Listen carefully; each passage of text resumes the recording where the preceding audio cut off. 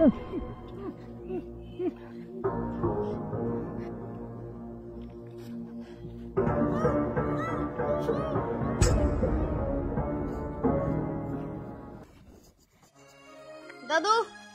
দাদু, এটা কি মনে দিছাও? Hello hello, police station. আপনি তাড়াতাড়ি আমাদের বাড়িতে আসেন। মুখের মধ্যে কি বালিশ চাপাতা রয়েছাও? ভাত খাবে না? উঠো।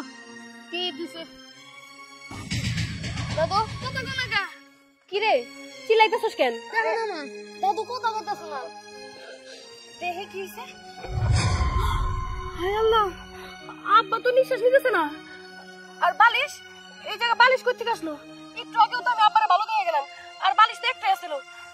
আল্লাহ রে, তার মানে আব্বারে তুই মেরে লাইছস? না না মা, তুমি এগুলা লাগি কইতেছো। আমার দাদুরা আমি কি মারবেন না? চুপ, তুই তো মারছস আব্বারে। আমি বুঝবার পারছি তুই আব্বারে কেন মারছস। আব্বা অনেক শখ করে পছন্দ করে তার পুলার বউ করে আমারে নিয়ে আইছিল। তোর মাই তো মরে গেছে, আমি তো তোর সৎ মা, তুই তো আমারে সহ্যই করতে পারিস না। আমার উপরের জেদ, এর জন্য তুই আব্বার উপর দিয়ে উঠাইছস। তুই আব্বারে মাইরা লাইছস। না না মা, আমি সত্যি কইতাছি, আমি দাদুরে মারি নাই। দাঁড়া, আমি এক্ষুনি তোর আব্বারে কল দিতেছি। ও আল্লাহ গো, ও গো, সর্বনাশ হয়ে গেছে গো। তুমি কই আছো? তাড়াতাড়ি বাড়ি আসো। সর্বনাশা, তুই আমার শ্বশুর আব্বারে মারছস, মারারে খাইছস, এখন আমার শ্বশুরটারেও খাইছস। না না মা, তুমি জায়গাটা কইতেছো কেন? আমি আমার দাদুরে মারি নাই কে? কি? আমি মিথ্যা কথা কইতেছি? তোর একটা চটকানা আমার মুখ ধরে ছেড়া শালার ফাজিল, তুই আমার শ্বশুর আব্বারে মাইরা লাইছস। তুই আমার শ্বশুরে মারছস? হ্যাঁ হ্যাঁ, তোর শাস কেন দিছে? হ্যাঁ, আমার কথা আমি মিথ্যা কথা কই? হ্যাঁ, ও পয়া কি আল্লাহ গো, কি হইছে?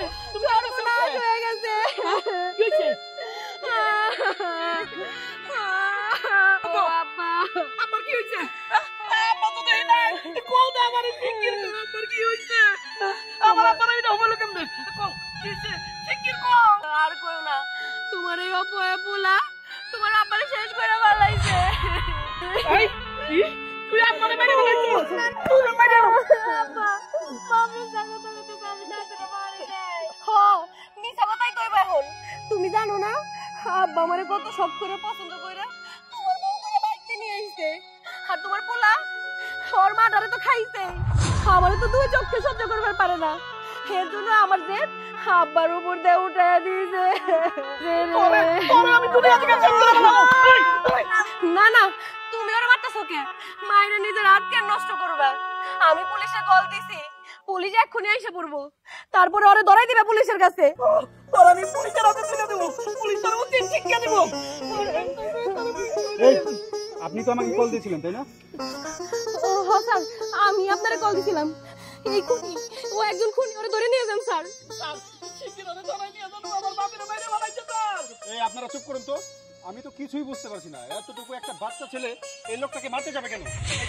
এই লোকটা তোমার কি হয়? স্যার, আমি এই জায়গায় এসে দিই, আমার তো মারা গেছে। চুপ থাক স্যার, ও কি কইবো? আমি আপনারে কইতেছি শুনেন।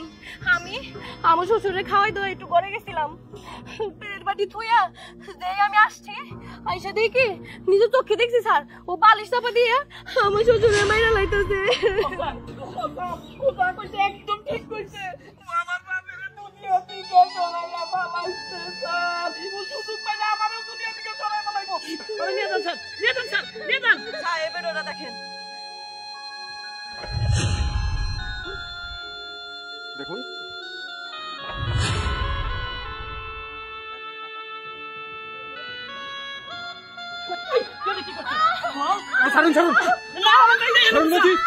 আইন নিজের হাতে তুলে নেবেন না।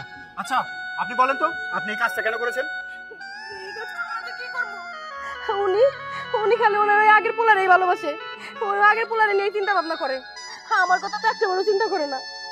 তাই আমি ভাবছি আমার শ্বশুরটারে যদি আমি দুনিয়াতে সরাই দিই, সেই দোষ আমি ওর উপরে দিব, তারপরে পুলিশ ডাইকা ওরে পুলিশটা ধরাই দিব, আর আমার পথের কাটাও শেষ, আমার ঝামেলাও শেষ। এইটা ভাই ভাই আমি আমার শ্বশুরের দুনিয়াতে সরাই দিয়েছি। বুঝতে পারছি, আপনি যে কারণে এই কাজটা করে থাকেন না কেন, এটা তো বড় ধরনের একটা অপরাধ। শুনুন, আপনি নিজে অপরাধ করে সেই অপরাধের দায়ভার এই বাচ্চা ছেলেটির উপরে চাপিয়ে দিচ্ছিলেন, তাই না? আমার তুমি ক্ষমা করে দাও।